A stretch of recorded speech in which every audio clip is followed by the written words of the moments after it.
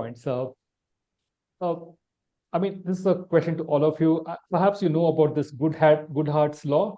It says that when a measure becomes a target, it ceases to become a good measure, right? Yet, but still we have CTR, conversion rate, and all that for many years.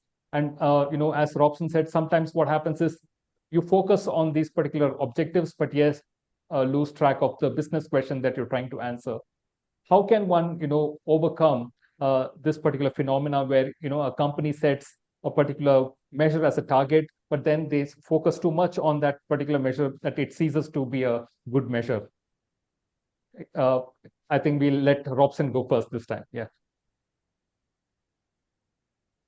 Yeah, I believe that the question you made me last time, the one that Josue and Ishan answered, and this one are strongly related in the sense that there is something in the middle between the intervention and the conversion. There is something in there, right? That I call mechanisms or mediator. This could be eye movement. This could be the time spent looking at the uh, again, I don't see this happening in the short run because of, well, we like most of MMM is because of privacy and what happened. So it would be unusual that apps are let to track our eye movements for us to use it as a mediator. Uh, but there's always going to be a metric. We just need to look at the final metrics, I believe. So, okay, I work at Mercado Libre now. What should be the final metrics? Revenue, I believe, one of them. Client satisfaction, we care a lot about that. So there's a concept that Ronco Harvey mentioned. It's not his. It's, I believe it's called the overall evaluation criterion. Like you get a sense of a lot of things that are important, but they are at the end. Like revenue is a goal for the company, of course. We want to reduce churn. We don't want people to leave us for our competitors, but we also want people to buy while being satisfied with purchasing with us. So, but look that there's no click-through rate. There's no time spent in the website or the app. For instance, if you make a really confusing app, it's really hard for you to complain. It's really hard for you to buy. But people will still need to go there. You're going to see this intermediary KPI super high, but people are dissatisfied with it.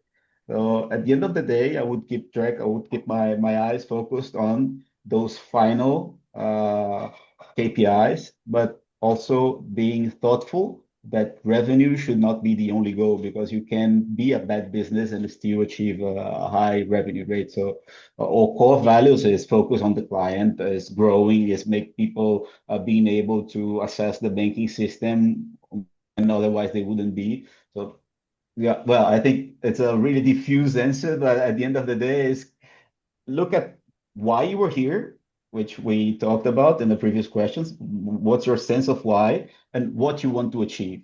In the middle of the way, a lot of things are going to happen. Some of them are just going to be a distraction that can confuse you, such as a huge click-through rate that could lead to a worsened revenue, for instance. Those were insightful points, Robson. Ishan, how can we prevent these measures from becoming gamed? Just if you can build up on what Robson said. So I think, so firstly, I would like to bring in Robert McNamara here because I think it's a very repeated fallacy that has been repeated in statistics and anyone who starts dealing with numbers. I think metrics are at the very core, they are reductionists. They reduce a complex phenomena into something as a one-dimensional number. And one needs to realize that something as complex as a business cannot be entirely reduced to one metric.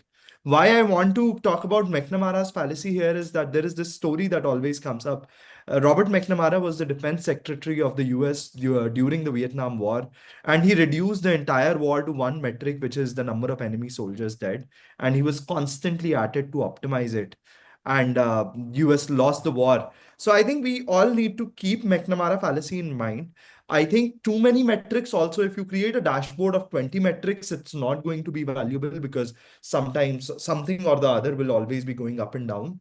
But I think what we really need to focus upon is 3 to 4, maybe 5 metrics that are orthogonal in nature. What I mean by orthogonal is that they should give you the wider picture or the multidimensional picture, so that you know that one thing, if it is not being captured in conversion rate, it will show up maybe in engagement or maybe in revenue. So what I suggest is that one needs to have 3 to 4 metrics. And when you are setting up an experiment, you should think about how can you game the primary metric and add guardrail metrics accordingly. So if there is conversion rate, then maybe you should protect down funnel metrics from being like gamed. Like it should not be that conversion rate is going up, but revenue is going down. So I think the more we start to think of 2 or 3 metric combinations, the more we are dealing better with gaming of these metrics. So yeah, I hope my answer made sense. Yeah, I just hope Trump is not listening to our fireside chat, because he might levy a 10% more tariffs, given that you spoke something bad about US right now. But